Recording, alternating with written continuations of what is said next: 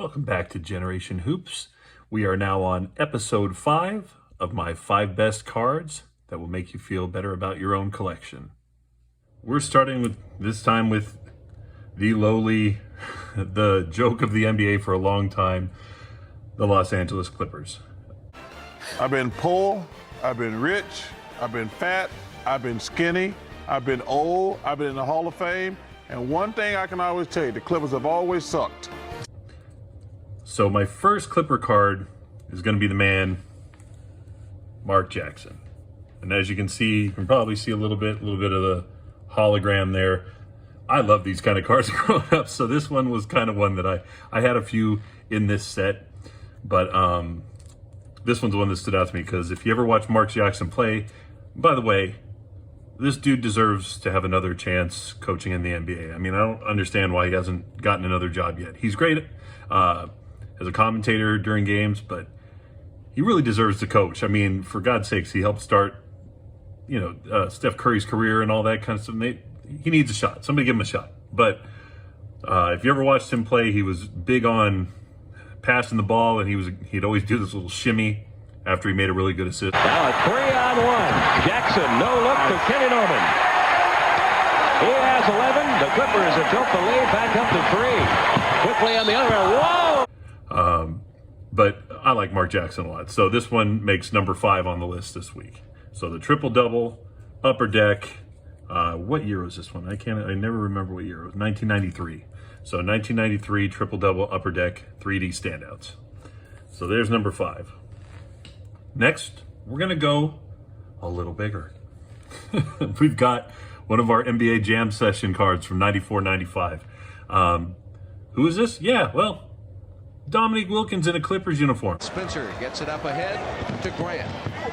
Takes it in, drops it off for Dominique. As you know, the Clippers, not exactly, until recently, Paul George and Kawhi Leonard, they got some star power there, but they haven't really had star power for years and years. So finding those, I mean, I don't know who collects Clippers cards. I'm not really one of them, but I had a few. But I thought this one was pretty cool. This is a flashing star, Dominique Wilkins from Jam Session. These are Fleer cards, and I have a set, like not the whole set of these, but I have a good amount of cards from this year's Jam Session stuff. But I just thought, hey, we have always seen Dominique as a Hawk. That's how everybody kind of remembers him. He played on a few other teams, but I don't know, his Clippers days kind of get forgotten, even though he had some good years with them. So pretty cool.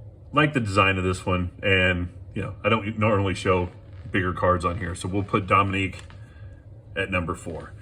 Coming in at number 3 is my rookie scrapbook of Sean Livingston. Livingston comes up with a 3-on-1. Oh, Sean Livingston!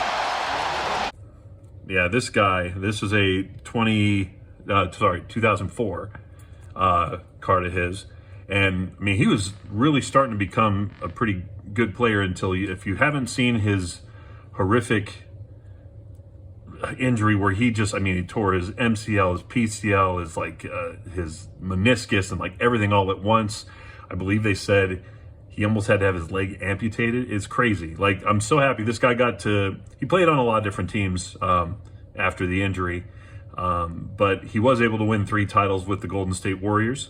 So kudos to him for fighting back after that. So, I mean, I wasn't a huge Sean Livingston fan at the time, but watching what he overcame to be able to play again, and let alone play well and on a championship team, was just pretty incredible. So you got to give the guy credit for that. So this is I think it might be my only Sean Livingston rookie card, but pretty cool. Rookie scrapbook, get a lot of little pictures of his face around the side, and just an interesting card. So that one goes number 3. Now we're getting to, I guess, a little more well-known players. I've got a rookie card here of Shai Gilgeous-Alexander. Go. Shai Gilgeous-Alexander will go to midcourt from 45. A little bit of hollow going on there from the Elite Series. But this guy, I think, right now, I mean, this was in 18-19. Obviously, this is an early card. He's been in the league for a number of years now, but he's on the Thunder now. And, man, that team could be the one that really makes a big jump this year, and I think he has a lot to do with that. That, and I guess Chet being healthy doesn't hurt either, and there are millions of draft picks that they have for them going on. But as far as the Clippers go, I thought this was a pretty neat card, and it seems like every guy that starts out well for the Clippers ends up playing for somebody else and doing much better there. That's kind of one of their curses. But I like their new owner from the Clippers now, and I think he's at least doing some better things with the team, and at least you can be proud to be a Clippers fan at times. But this is my number 2, which I don't know. I've thought about getting this one graded just because I like him a lot and it's his rookie. But there's my number 2 card. And then my final card is a guy that I personally like quite a lot. He's divided basketball fans, whether it be his playing career or his commentary career in NBA or college. Bill Walton. I brought you a special gift here. Now, this is not from the park. You can't do that. I brought this from my hotel room. This can be eaten. This can be burnt as fuel. This can be used as decoration in your house. And say what you will about the guy, I know to some people he can be really annoying with all his crazy stories and things that he brings up while he plays. I am a huge fan of Bill Walton. I loved his game. Even, obviously he was close to retirement when I was a kid and really just started watching basketball when he was playing for the Celtics and all that kind of stuff. But I love the dude, and his son played for the U of A, Luke Walton. That's where I graduated from. So, just kind of a fan of him. And I just saw his documentary they did, like his ESPN 30 for 30. It was like the luckiest man in the world.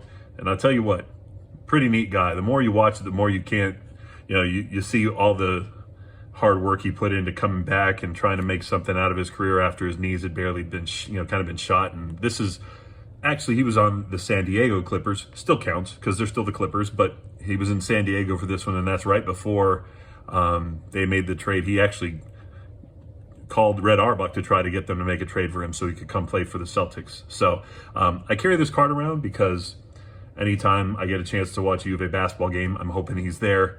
Maybe I can get him to sign this one because that'd be really cool. I do have an autographed card of his. You'll see that show up in a later episode. But getting one myself would be really cool. So Bill Walton ends up number 1. I played to win. Throw it down one time. There please. you go. So obviously this one is one of the shorter episodes because it's the Clippers. And I mean, I'm sure there are Clippers fans out there. I know one of my favorite actors growing up was a huge Clippers fan. And if you don't know, older actors, I guess Billy Crystal, he was in one of my favorite movies as well. City Slickers, one of my favorite movies or whatever growing up. But he's a huge Clippers fan, and he actually has season tickets, and he goes and watches them all the time. So here's my 5. And again, I know they're not high-end stuff because I'm not really buying high-end Clippers stuff. But these are my 5. And kind of a cool range of guys. And I know there's other guys like Danny Manning and, like I said, Paul George and Kawhi and all those guys that have played, even Chris Paul and Blake Griffin and all those guys. And I have some cool cards of them, but these are the 5 that I kind of like the best. So thanks again for joining us for another episode of my 5 best cards. Just want to let you know I will be coming out with some new box break videos, hopefully soon for you guys. I know we've been sidetracked for a little bit, but we will get back on what we normally do. Also wanted to give a shout out that my brother, his new channel has actually gone live now, so he has his first episode out. So if you can, check out Speaking of Cocktails. Just look him up on YouTube. You can find it. Here's the logo right here. And if you do enjoy making interesting cocktails and stuff, it's a great channel to check out. So we're gonna say thanks again for joining, liking, subscribing, all that good stuff, and we'll see you next time on Generation Hoops.